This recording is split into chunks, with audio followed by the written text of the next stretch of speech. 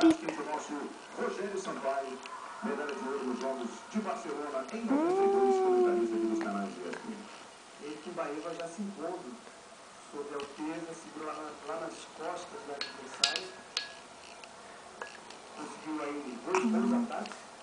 Esse último Haraivos, mas não conseguiu projetar o adversário. Primeira frutinha, vamos. É, tem que mastigar. Nham, nham, nham. Que gostoso. É, assim mesmo. Aí, ó. Que gostoso. Ó. Já chegamos no primeiro minuto desse combate. A boca ainda. Condições por falta de combatividade.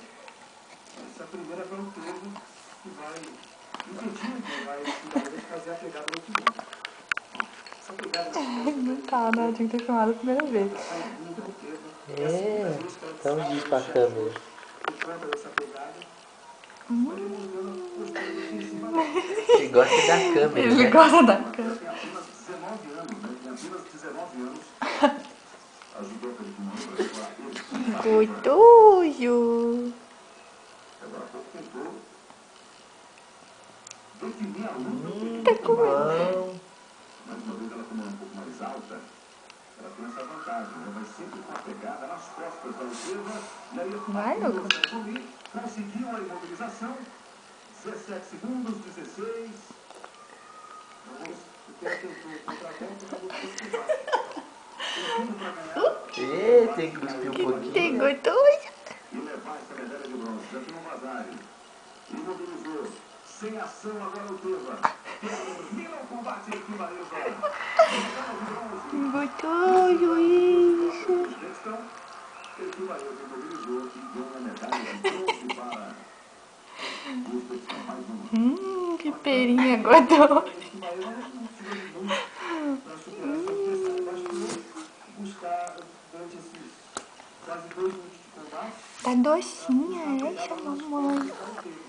Que acabou tentando o contra-golpe e entregando o combate no solo.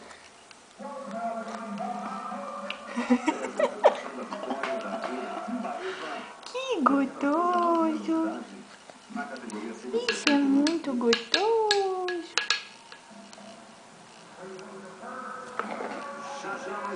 Eu quero mais. Você foi de força, tendo oportunidade de acompanhar esse domingo.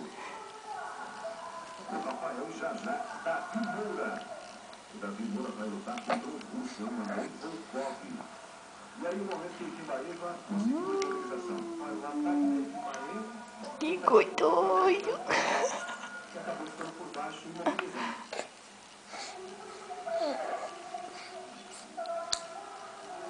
E vamos para a categoria acima de 100 quilos agora. O Heinrich, da Alemanha. Cara, é essa, Lucas. 21 anos, 1,78 m de kimono azul. Sven Heinrich. Gostoso demais. Dá pra altura mais.